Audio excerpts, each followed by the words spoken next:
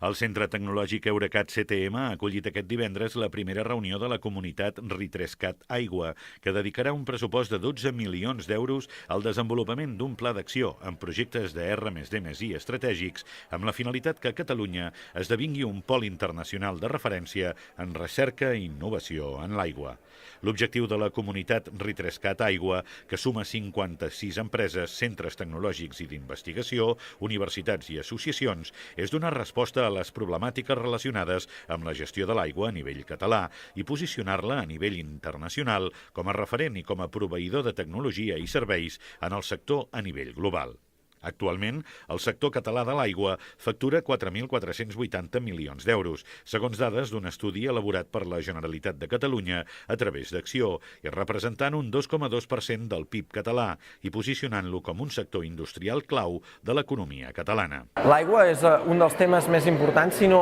el que més. Hi ha organismes internacionals que diuen que l'aigua és el principal problema que afrontarà la humanitat en les següents dècades.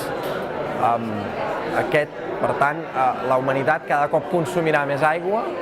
i cada cop tindrem, especialment en aquelles zones afectades pel canvi climàtic, menys disponibilitat d'aquest recurs. Per tant, ens haurem de desenvolupar, inventar noves solucions per poder fer-ne un ús més eficient. La iniciativa vertebrarà i cohesionarà territorialment tots els agents de camp de les aigües a Catalunya i permetrà una connexió nacional i internacional de cara a obtenir el recolzament dels instruments de finançament de l'R+D+I. La comunitat Ritrescat Aigua és una de les 6 noves comunitats Ritrescat, acreditades per la Generalitat de Catalunya a través d'Acció, una estratègia que compta per aquesta convocatòria amb un pressupost de 24 milions d'euros finançats pel FEDER de la Unió Europea. Amb aquesta convocatòria al final tindrem 11 comunitats Ritrescat acreditades, 6 d'aquesta convocatòria més 5 de la convocatòria anterior, que el que pretenen és, amb els diferents sectors identificats com a estratègics de l'estratègia Ritrescat, doncs transformar-los, modernitzar-los i assolir aquesta novetat i transformació a partir de la innovació, que al final el que busca és que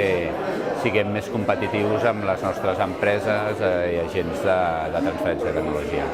La Universitat de Girona Lèquia, Catalan Water Partnership, la Universitat Politècnica de Catalunya Intertexter i Eurecat CTM lideraran els 6 projectes d'I+D+I estratègics del Pla d'actuacions focalitzats en l'economia circular, la qualitat de l'aigua i el desenvolupament de tecnologia per a sectors intensius.